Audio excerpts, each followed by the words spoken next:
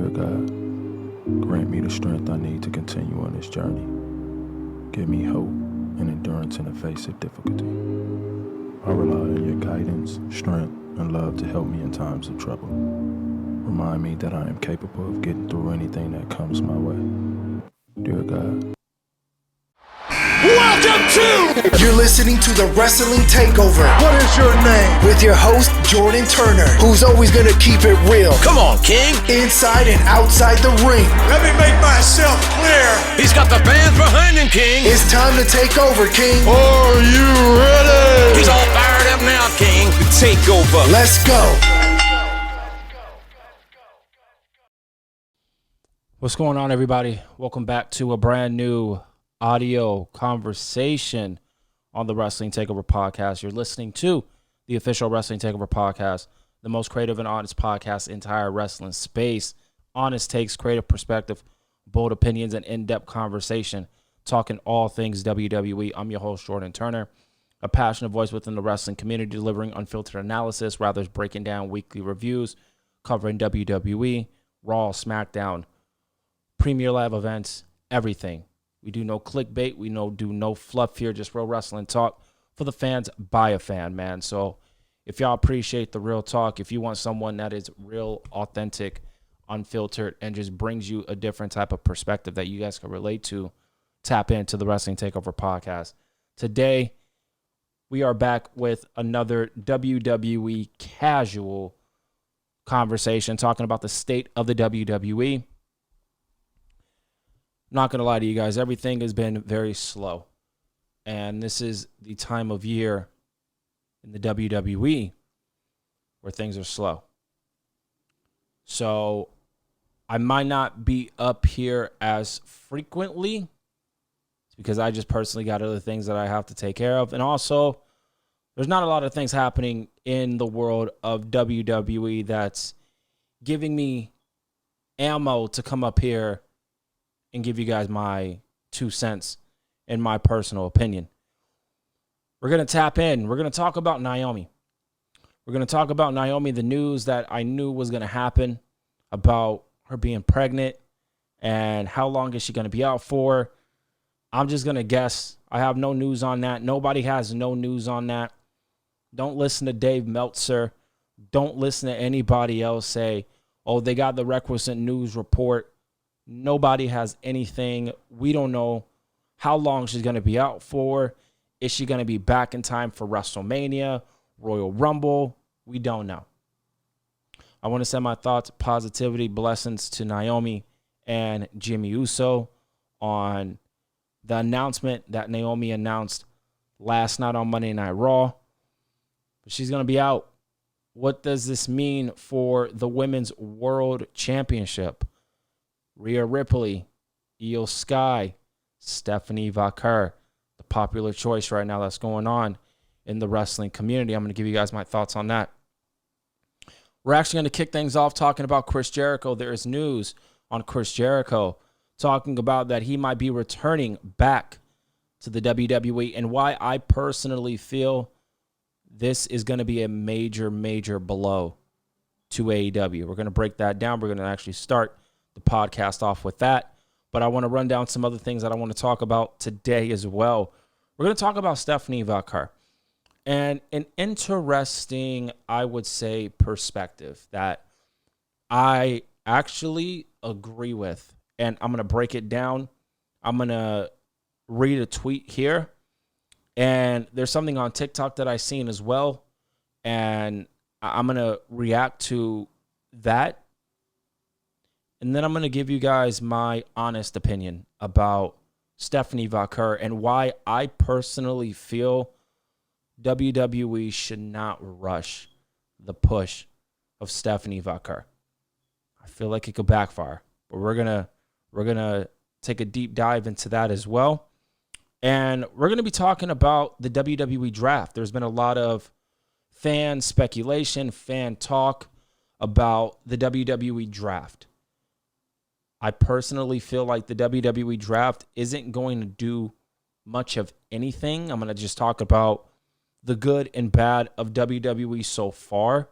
It's not all bad, but they're not where they're supposed to be from a creative perspective. I know a lot of people are probably not going to agree with me.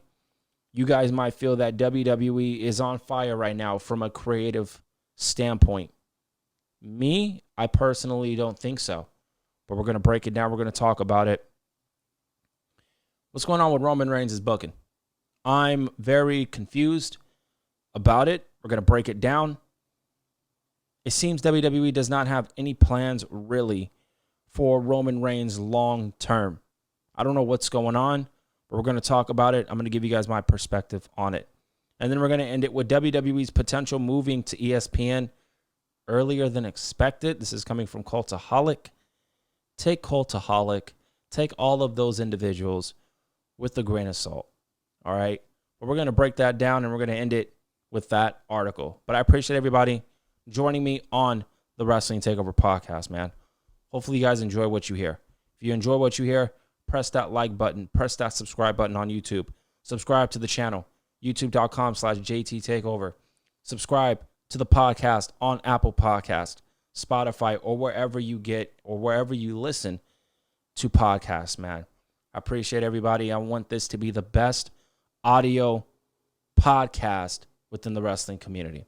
And if you guys can press that subscribe button, that follow button, that like button, comment, you'll be doing me a solid. And also, spread the word of the Wrestling Takeover podcast. Word of mouth does go a long way.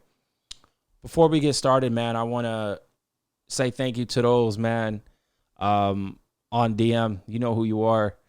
Commenting on my new professional logo that I made, man. I appreciate it. I want to bring more of a professional, even though I already am doing that.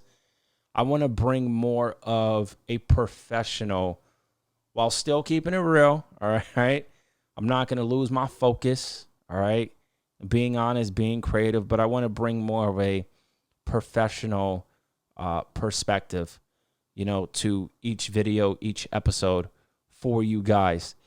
I wish there was a lot more to talk about. That's the thing. And I really wish there was more to talk about. Like I said, I just got things going on in my time that I just cannot come up here 3, 4, 5, even 2 days sometimes.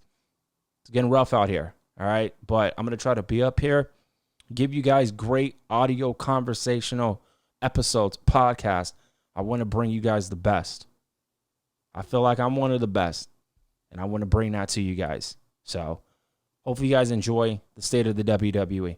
If there's one thing that I can be consistent on, it's the state of the WWE. So if I can bring that out to you guys every Tuesday, I'm doing myself a favor, but I want to try to be up here as much as I can for you guys, for those who listen. Let's talk about Chris Jericho, man. There is rumors, there's speculation from Wrestling Observer, Dave Meltzer, Brian Alvarez. Take those gentlemen with the grain of salt. I personally was never a big Dave Meltzer guy. I know that he's very reliable to some people in the inner circle, no pun intended. But I personally have been keeping my ear to the ground, looking at the way he words things and he says things. And I'm at a point where I think this man just tries to concoct just things in his head and try to put them in a narrative to where they're news. That's where my perception of Dave Meltzer is at right now. Maybe I'm wrong, but I just feel that way. I want to know if anybody else kind of feels that way about Dave Meltzer. So Chris Jericho returning is reportedly being talked about. Chris Jericho is actually a really big story. His contract is up at the end of the year or late in the year. See, they don't even know. So right off the bat, I'm questioning this entire article. Is it up before the end of the year or is it up at the end of the year? If you're a journalist, you got to know immediately what it is. You got to know. Is it at the end of the year or is it at in the middle of the year. You need to know when you need to stamp that approval to your audience to let them know, all right, this is exactly when Chris Jericho's contract with AEW is coming to an end. So off the bat, I'm already fishy about this report. So his contract is up at the end of the year or late in the year. And there's certainly been lots and lots of talk about WWE. I could end this right now and really just tell you guys, he is definitely coming back to the WWE. We all know that. We all understand that. We're all aware of that. He's definitely coming back to the WWE. I know from a WWE standpoint that there is a lot of talk there about Chris Jericho. People speculating Royal Rumble. Nobody has officially said anything, nor will anybody officially say anything because they can't. That's a big story to watch at the end of the year. But yeah, there's been a lot of talk I've heard in the last few weeks from many different people about the situation with Jericho, and the belief is that he's inevitably going back to the WWE. You guys don't need this report. I don't even know why I read this report, but I have to do it. It's my job. I got to give you guys the news. We all know Chris Jericho is going to go to the WWE. That ain't the problem. Here's the problem. And this is where we're going to have a deep dive, real talk, honest conversation right now. I am a Chris Jericho fan. Chris Jericho is one of the greatest of all time.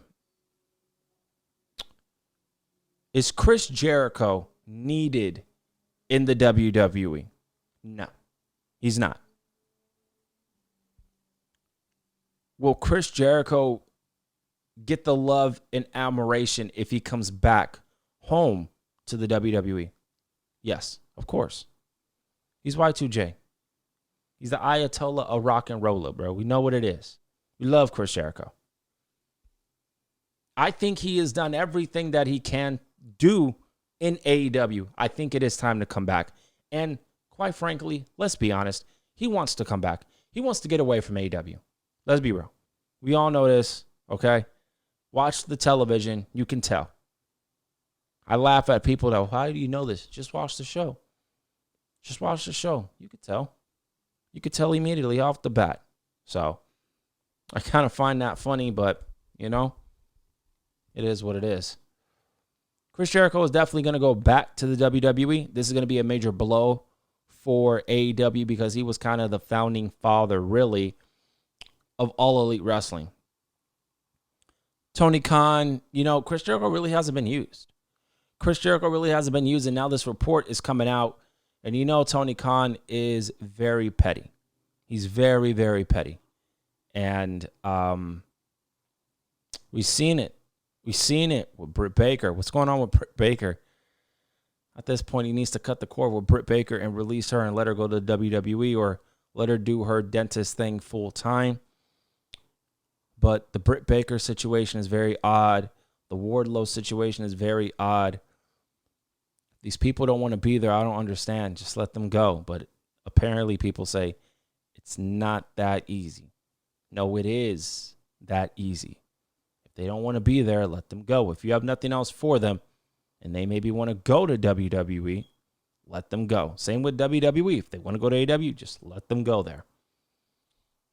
But I think Chris Jericho can really add more value to WWE's circle.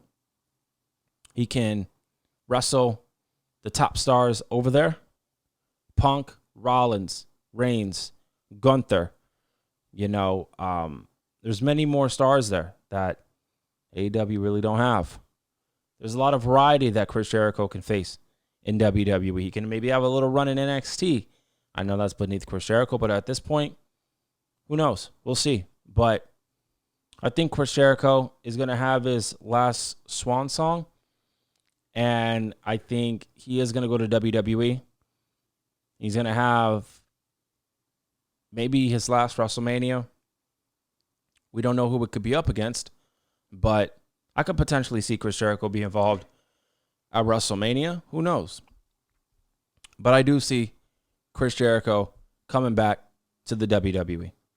Let me know how y'all are feeling about that, because I definitely see it happening, and I'm not going to be surprised when it does. I could see Chris Jericho returning at the Royal Rumble. Let's talk about Naomi. Let's talk about Stephanie Vaquer. Now, I want to talk about Naomi just really quick. Naomi's promo last night was very, very good. Naomi's caution, proceed with caution. The persona was fantastic. Naomi, and I don't want to make it seem like, oh, I'm saying this as a joke with what I'm about to say. I believe Naomi is doing the best work of her entire career. I am not trying to downgrade what she's done previously. The stuff with Team Bad was really good, by the way. So I want to give props and give flowers to that version of Naomi. Thought it was really good. But this, nigga, this is way better than that. No question about it. She's comfortable in her own skin, her promos, her mannerisms. She's still amazing on the microphone. She's still amazing inside the ring. Naomi has been doing the best work of her entire career. We know that. So we're not going to shy away from explaining that and talking about that. We know that to be true. So when Naomi announced that she was pregnant, I knew she was pregnant. You just can tell. Just look at everything. Look at your surroundings. You kind of knew what was happening, right? Is she going to be out the whole year? Yes. Is she going to miss WrestleMania, Royal Rumble? I don't know. I don't know, but I want to be in the moment for a second instead of thinking long term. We don't know what Naomi is going to do when she's going to potentially come back. We don't know if she ever might come back. This might be it right here. We don't know. I know she has a lot of thinking that she wants to do. I'm very excited for her. I am very excited for Big Jimmy Uso, and that whole family. I would love to see Naomi come back. Naomi did say that, I am coming back, and everyone is going to have to proceed with caution because I'm getting that title back. So she pretty much confirmed that she is going to come back. But you never know. You never know. Now we got to talk about what's next for the women's title. And this is where I'm going to talk about Stephanie Vaquer and the situation. So I seen on social media, on Twitter, exposing the IWC Twitter handle. They put out this about Stephanie Vaquer because we got to talk about the future. Naomi is not the champion now, so we need to figure out who's going to be the champion. But this is what exposing the IWC had to say on Twitter. I love Stephanie Vaquer, but she won a battle royal where most of the top stars were not participating, and we all know she was going to lose to Naomi in Paris. So he's assuming that she was already going to lose. Interesting. Putting the world title on her now would be a creative mistake. Has she even had a story on the main roster yet?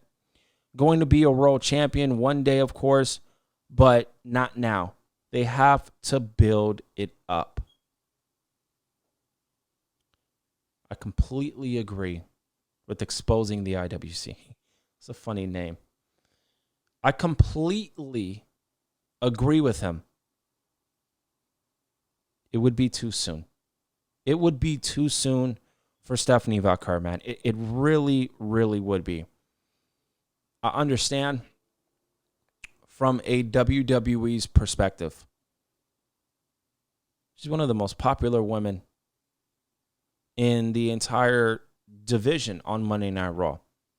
Man, hell, plus SmackDown. She's extremely popular. It's Rhea Ripley and then it's Stephanie Vaquer. Naomi is, of course, right there as well, too. Becky Lynch and stuff. But Stephanie Vaquer is one of the most popular people in the women's division going on right now. There are people that want her to be champion. WWE, I know, wants her to be the champion. I seen a TikTok video. Somebody gave their thoughts and their opinion. I want to play it because I want to read what they had to say. All right, let me stop before I get copyrighted. It was a theme. I paused that immediately because I'm not trying to get copyrighted. This person said, do not give Stephanie Vaquer the women's world title. That's setting her up for failure. I do agree with that. Stephanie Vaquer still deserves a shot at the title, but she should win, or she should not win the title. So they're saying she does deserve one, but she should not win one. The reason Stephanie Vaquer is barely on television and barely has gotten over with the veracious audience. I completely disagree with the last part. She is extremely over. She's not over as Rhea Ripley. She's not over as Io Sky, Naomi, but Stephanie Vaquer is over. It's literally a rainy to Stephanie Vaquer on TV in the ring nowadays. She has been mainly stuck with backstage segments, and when she is in the ring, it's a bigger star than her, like Rhea or Io, never by herself. That's interesting. Is Io a bigger superstar? Yes. Is Rhea Ripley a bigger superstar? Yes. So that I agree with. Stephanie Vaquer being champion would mainly be her in backstage segments and just having random matches. Triple H needs to put more focus on Stephanie before he gives her the title, before her first reign ends up being forgettable. I completely agree with that. But y'all got to remember, man, we're living in a time where Rhea Ripley is dominating. We're living in a time that it looks like Triple H wants to place Rhea Ripley to be one of the GOATs.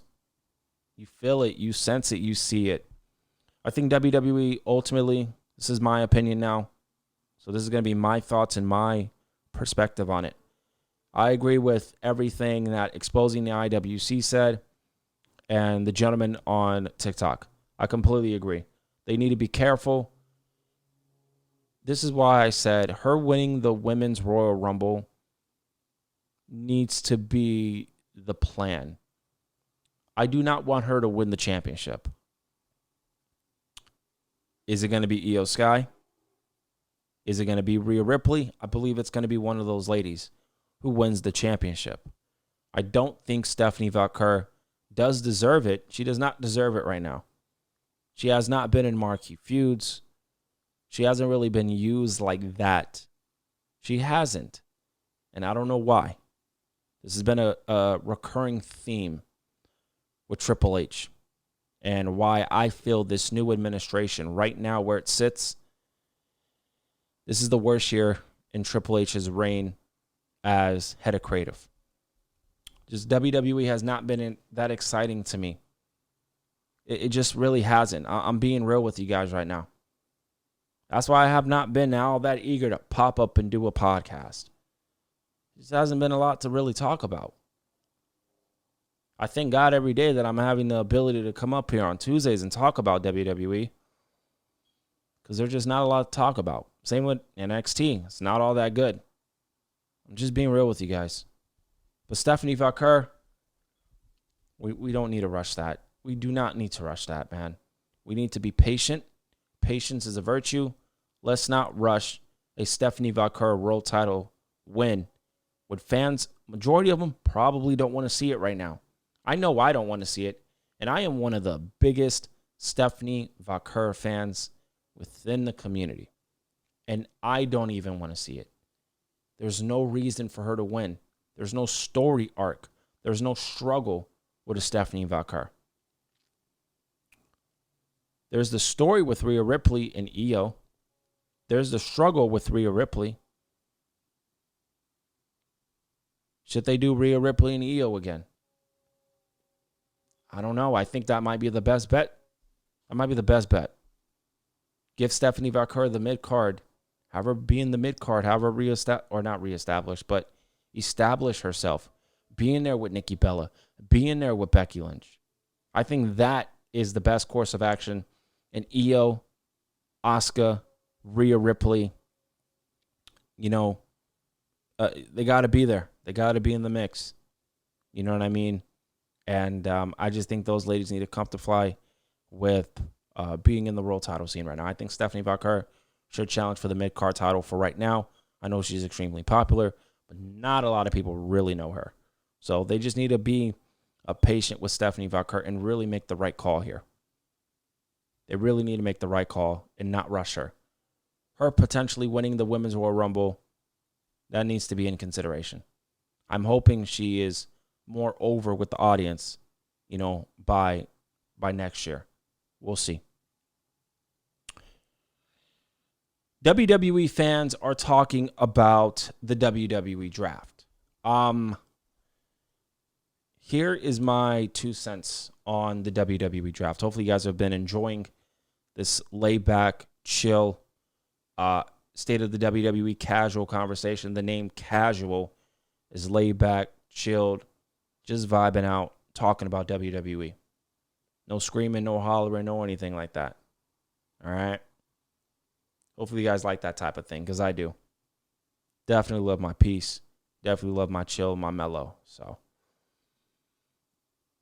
the WWE draft, for me, wouldn't really do much. Let me explain that. How many times have we seen the WWE draft? And how many times have we seen Raw superstars on SmackDown and SmackDown on Raw? And how many times have we gone over this complaining? Well, the women's division here, Raw this, SmackDown. Majority of it is SmackDown. WWE does not really want to put any love to SmackDown. We all understand that. They want to put more on Monday Night Raw, but you're depleting SmackDown in the process. SmackDown doesn't really have a lot of star power like Monday Night Raw has. That's the truth. If you go to no draft, we can see SmackDown on Raw and Raw on SmackDown. Could benefit everybody. It really could benefit everybody involved. We could see a Roman, a Punk, a Rollins, a McIntyre on other shows. The women's division could get a little bit more depth. You know what I mean? It's just, I feel like a draft would do more harm to SmackDown than Monday Night Raw, because we know Monday Night Raw would be more of a priority than a Friday Night SmackDown. I don't personally think a draft is necessary. I think we need to go back to Raw, being Monday Night Raw, SmackDown being SmackDown, and we get, superstars appearing Raw and SmackDown. It's just that if they do a draft, it's going to be the same thing. That's all I'm trying to really say.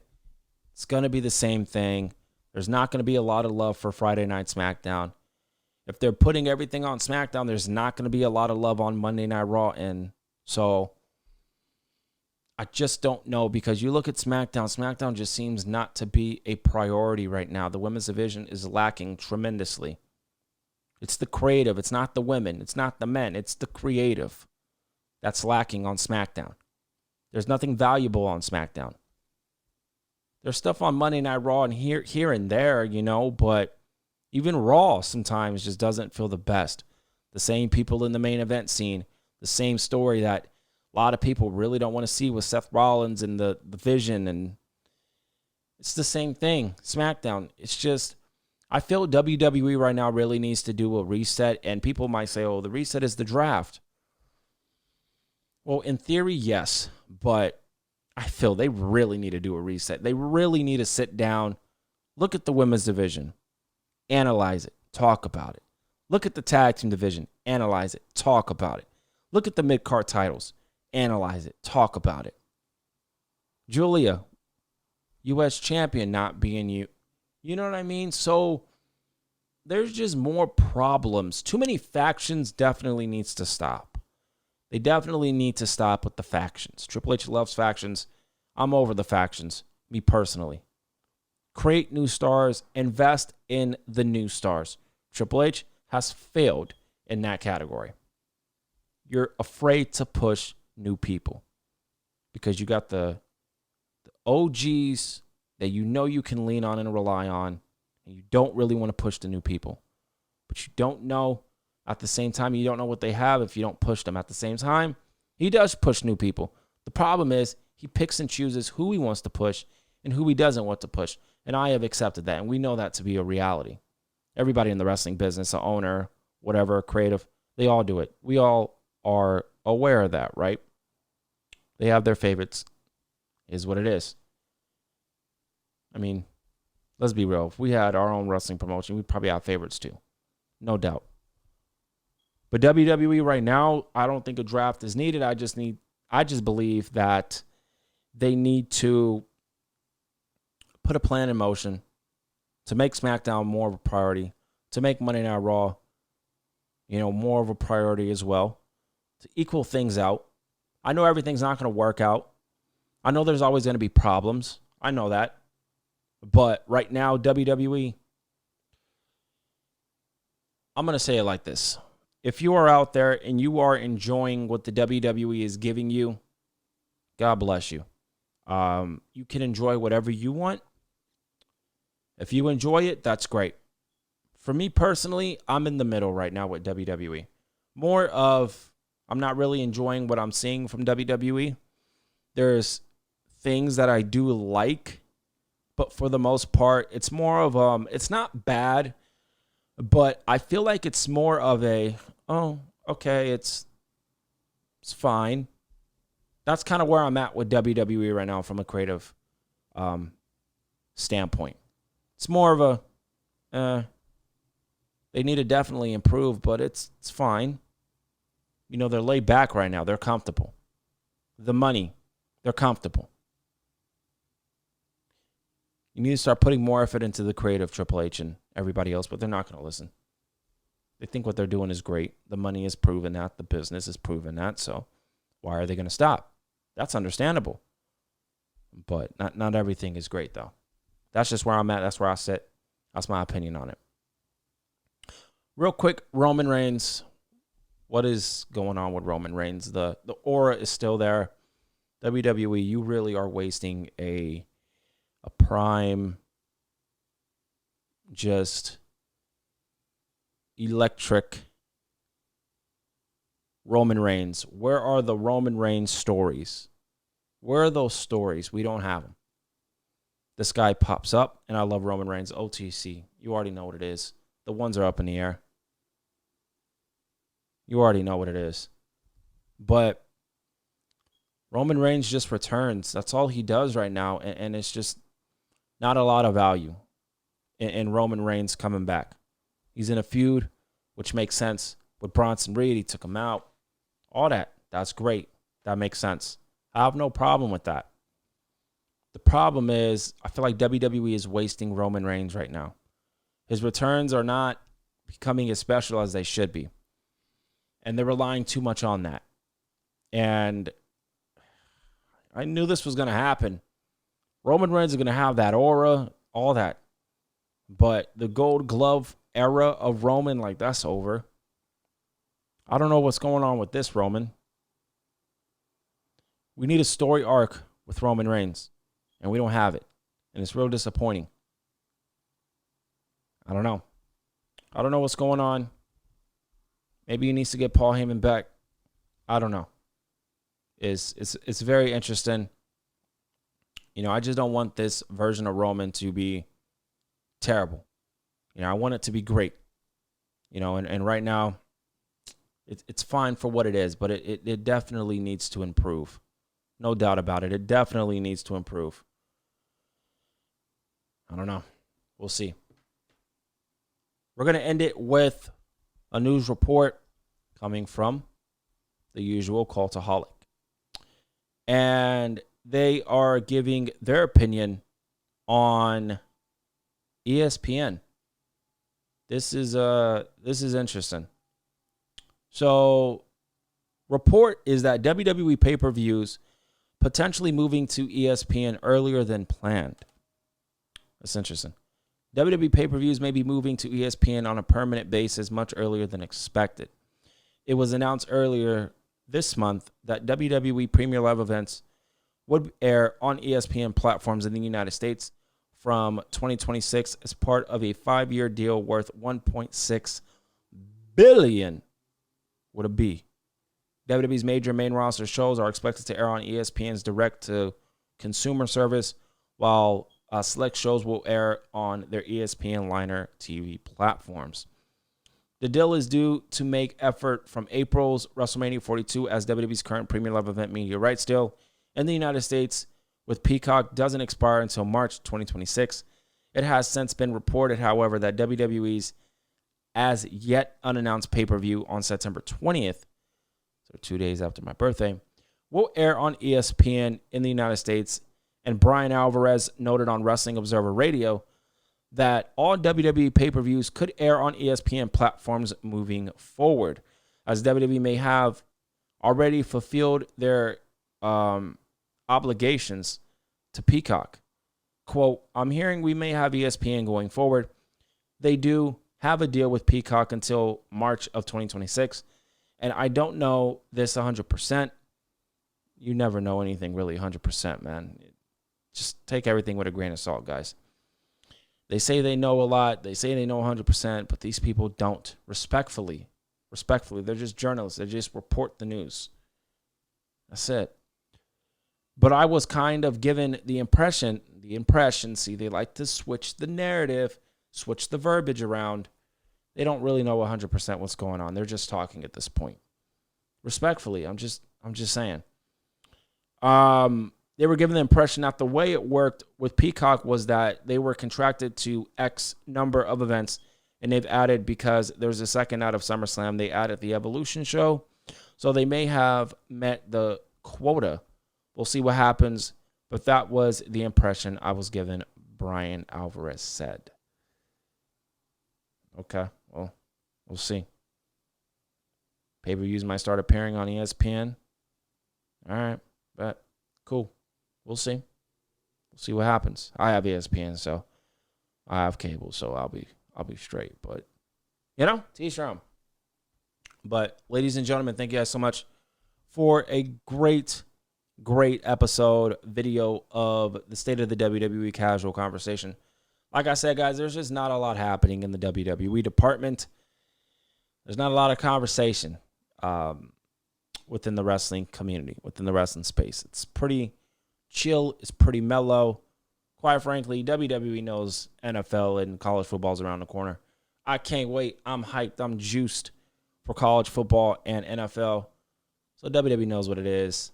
And this is definitely one of the slowest months of the year for the WWE product. I feel like it's from September, October, November is dope for Survivor Series, and then December is just super laid back, chill, mellow. So speaking of mellow, Triple H, come on, man. Come on, man. Push that dude. Push him. But let me know how y'all feeling about it, though. Let me know how y'all feeling about today's topics. Naomi, Stephanie Vaquer, the WWE Draft, Roman Reigns. Talk to me. Let me know in the comments down below. I appreciate everybody tuning in to the Wrestling Takeover podcast. I'm your host, Jordan Turner. I'm signing off, and I'll see you guys next time for a brand new video, a brand new conversation talking about the WWE product.